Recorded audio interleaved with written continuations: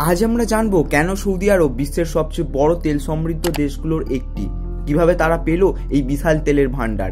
এটা কি নিছক কাকতালীয়, নাকি এর পেছনে রয়েছে প্রকৃতির একটি সুপরিকল্পিত ইতিহাস? আসুন জেনে নিই এই ভিডিওটির মাধ্যমে। তেলের উৎস খুঁজতে গেলে আমাদের ফিরতে হবে প্রায় 10 থেকে 30 কোটি বছর আগের পৃথিবীতে। সেই সময় আজকের সৌদি আরব ছিল বিশাল এক সামুদ্রিক অঞ্চল।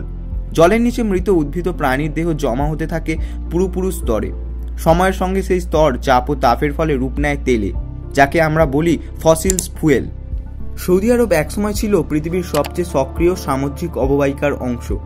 আরব প্লেট নামে একটি ভূতাত্ত্বিক প্লেটের ওপর অবস্থিত হওয়ায় সেখানে তৈরি হয়েছে বহু সেডিমেন্টারি বেসিন, যা তেল তৈরি ও ধরে রাখার আদর্শ জায়গা। আরেকটা গুরুত্বপূর্ণ বিষয় হলো এই অঞ্চলটি ছিল খুবই স্থিতিশীল। বেশি ভূমিকম্প বা আগ্নেয়গিরির কার্যকলাপ না থাকায় তেল নিরাপদে জমা হতে পেরেছে লক্ষ লক্ষ বছর ধরে। এছাড়া শুধু তেল থাকাই যথেষ্ট নয়, তেলকে মাটির নিচে ধরে রাখার জন্য প্রয়োজন হয় ট্র্যাপ বা ফাঁদের। সৌদি আরবে পাওয়া গেছে এমন অসংখ্য গম্বুজাকৃতির ভূতাত্ত্বিক গঠন, যাকে বলে অ্যান্টিক্লাইন ট্র্যাপ। এগুলি এমনভাবে তেল ধরে রাখে যেন জলের নিচে বোতলে তেল বন্দি করে রাখা হয়েছে। কিন্তু এই আবিষ্কার ভাগ্য নাকি বিজ্ঞান? 1938 সালে সৌদি আরবে প্রথম বাণিজ্যিক তেল পাওয়া যায়। ধারণ নম্বর 7 বা ধামাম ওয়েল নাম্বার 7 ছিল সেই সৌভাগ্যবান কূপ, যেখান থেকে উঠে আসছে বিশ্ব ইতিহাসে এক নতুন অধ্যায়। কিন্তু এই তেল আবিষ্কার একদিনে হয়নি। এর পেছনে ছিল মার্কিন কোম্পানি স্ট্যান্ডার্ড অয়েল এবং স্থানীয় সরকারের যৌথ উদ্যোগ। আপনি কি জানেন বিশ্বের সবচেয়ে বড় তেল ক্ষেত্র কোথায়? উত্তর হলো ঘাওয়ার ফিল্ড।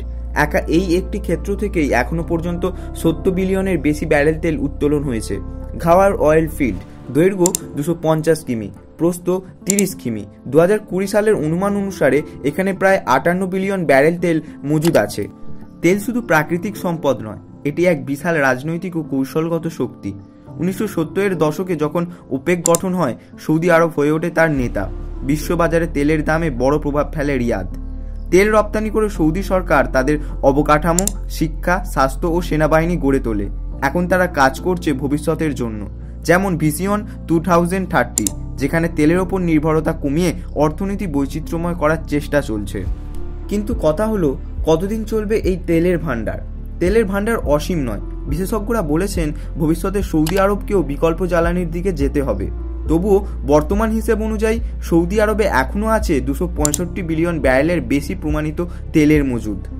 তাহলে দেখা যাচ্ছে সৌদি আরবের তেলের ভান্ডার থাকা একদিকে যেমন প্রাকৃতিক সৌভাগ্য, তেমনই রয়েছে ভূতাত্ত্বিক গঠন, ইতিহাস ও আধুনিক ভূবিজ্ঞান চর্চার ফলাফল।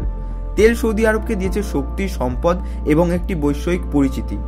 এখন প্রশ্ন রইল, যখন এই তেল শেষ হবে তখন কি সৌদি আরব প্রস্তুত থাকবে?